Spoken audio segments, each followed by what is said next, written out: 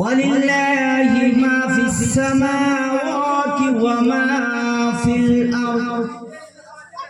আল্লাহ রাব্বুল আলামিন কোরআনের ভিতরে ঘোষণা করে দিয়েছে মানুষকে বোঝানোর জন্য, ও পৃথিবীর জমিনের মানুষ শোনো, এই আসমান এবং জমিনের ভিতরে যত কিছু তোমরা দেখতেছো সব কিছু আমার। ও পৃথিবীর জমিনের মানুষ তোমরা জেনে রাখো,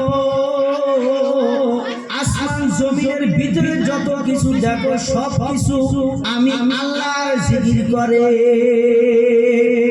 আসমান আল্লাহর জিকির করে, জমিন আল্লাহর জিকির করে, পাহাড় আল্লাহর জিকির করে, বড় বড় পাথর আল্লাহর জিকির করে, নদীর পানিগুলিও আল্লাহর জিকির করে। কিন্তু আল্লাহ তাআলা মহান রব্বুল আলামিন বলেছে, ও ফেরেশতা শুনে রেখো, জেনে রেখো, এই পৃথিবীর জমিনের যত মখলুকাত আছে সমস্ত কিছুই আমি আল্লাহর জিকির করে, কিন্তু আমি আল্লাহর স্বাদ লাগে না, আমি আল্লাহর মনে শান্তি আসে না।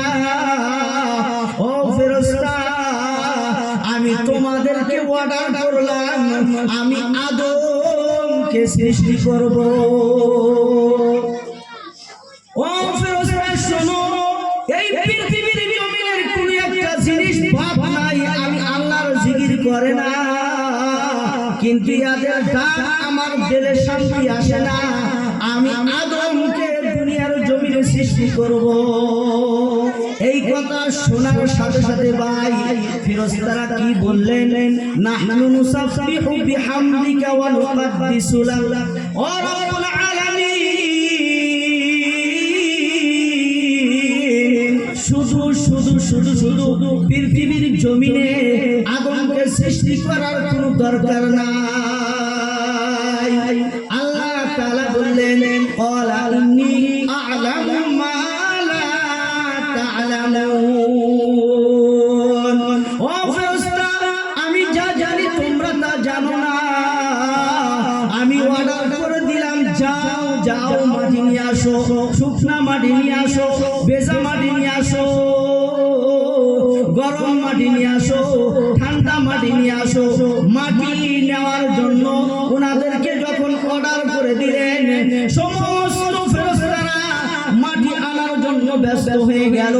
মাটি যখন আল্লাহর দরবারে নিয়ে হাজির হয়ে গেল, রে ভাই দিলের কান দিয়া ভালো করে শুনবেন, মহান রব্বুল আলামিনের সম্মুখে যখন হাজির হয়ে গেল, আল্লাহ রব্বুল আলামিন ওই ফেরেশতাদেরকে বললেন, ও ফেরেশতা যাও আদমের পুতলাটা বানায়া নিয়ে আসো।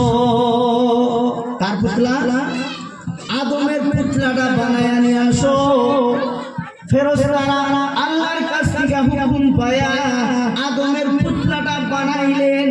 কমপ্লিট যখন হয়ে গেল, আল্লাহ রব্বুল আলামিনের সম্মুখে যখন হাজির হয়ে গেল, ও রব্বুল আলামিন আপনি আদমের পুতলাটা বানানোর জন্য অর্ডার করে দিয়েছিলেন, আমরা সকলে মিলে আদমের পুতলাটা বানায়া আপনার দরবারে হাজির করে দিলাম।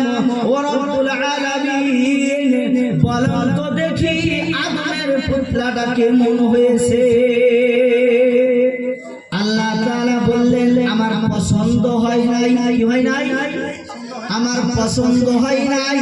আল্লাহ তাআলা সেই আদমের মুখের মধ্যে আল্লাহর কুদরতি হাত লাগায়া দিল। ঠোঁটটা টেনে টেনে, কানটা টেনে টেনে, মুখটা টেনে টেনে, এই বডিটা টেনে টেনে আল্লাহর কুদরতি হাত দিয়ে এত সুন্দর বানায়া দিল রে বন্ধু। যখন আদমের পুতলাটার মধ্যে আমার আপনার আল্লাহ রব্বুল আলামিন আল্লাহর কুদরতি হাত লাগায়া দিলেন, যখন কমপ্লিট হয়ে গেল, তখন ফেরেশতাদেরকে ডাক দিয়া বললেন, ও ফেরেশতা শোনো, এখন দেখো আদমের পুতলাটা কেমন হয়েছে? অতি উত্তম হয়েছে, অতি ভালো হয়েছে।